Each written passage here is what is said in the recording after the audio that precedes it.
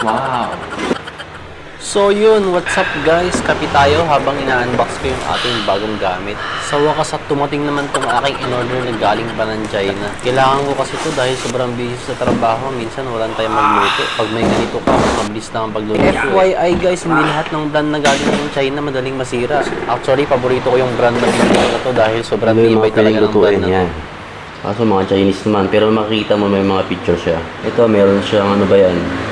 Chicken, to isda, ribs. To meron dito bulog na. Sandwich siguro to. To gulay. Ito hindi ko alam kung ano to. Ang kamote. Ito naman, cupcake. Pag hinila mo, lalabas open. So tara, testing na natin to. So una ko nga sinubukan dito ay magprito ng chicken wings at nilagyan ko to ng breading. Subukan natin kung talagang pwede siyang pangprito kahit may harina, no? Kasi expect mo na pag ganitong mga air fryer na hindi ka gagamit ng mantika, hindi siya nakadesign para magprito ng mga chicken with breadings o harina. Pero nagulat ako, ang ganda ng pagkakaprito niya. Okay lang naman siguro, basta huwag masyadong makapal yung ilalagay nating breading. Musok pa yan. So dahil nakalagay nga ron ay pwede rin siya gamitin ng pangprito ng isda. Sinubukan ko rin iluto rito yung aking homemade tinapa at natawa ako, ang ganda rin ng pagkakaluto. Siyempre na-excite naman ako kaya nagmarinate ako ng mabilisan ng pork belly at sinalang ko agad at wow, talaga grabe, napakasarap guys. Instant pulutan, walang pagod at walang talsik ng mantika. Dahil nag-experiment tayo, sinalang ko rin yung aking ginawang longganisa rito at wow, nagulat ako guys. Ang ganda ng pagkakaluto. Hindi mo na kailangang ilaga at iprito pa yung longganisa, napakaganda.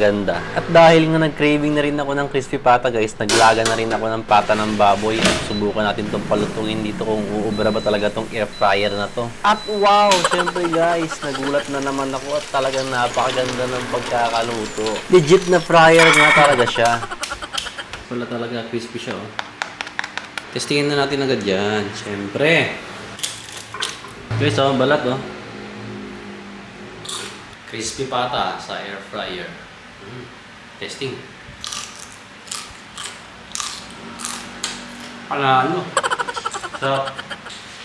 So ngayon naman guys ay late at night at bigla ako nagusto. Kaya naisipan kong gumawa ng french fries gamit lang mga fresh potatoes dahil meron ako mga stock sa Ito yung gulay oh, potatoes.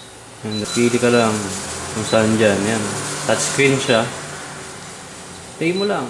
Pinindot ko nga lang yung settings na para sa potatoes and then nagulat ako, ang ganda ng pagkakaluto dyan. Isama pala yung lagayan.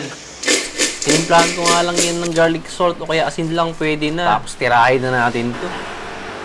So yun nga guys, malutong naman siya pag bagong luto mo kinain. Kaso medyo late ko na nakain kaya medyo malambot na. Pag uwi nga ni Miss ay bigla niya sinabi sa akin na meron siya mga bisita bukas. Kaya sakto naman at meron pa akong stock na manok sa ref. Kaya agad ko naman itong minarinate para agad ko isalang ito bukas sa ating air fryer. Kita si Mrs. na sangkusay na daw eh. Guys, tapos na yung ating air fryer na manok. Natin yan. Talagang luto yung loob. Sarap.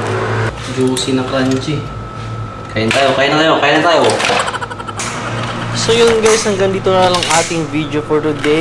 And please pakiusap, pa-like and follow naman sa ating Facebook page at sa ating YouTube channel. At kung nagustuhan nyo man ang ating mga videos ay pakishare na rin at malaking tulong sa akin yan sa paglago ng aking social media account. Once and for all, thank you.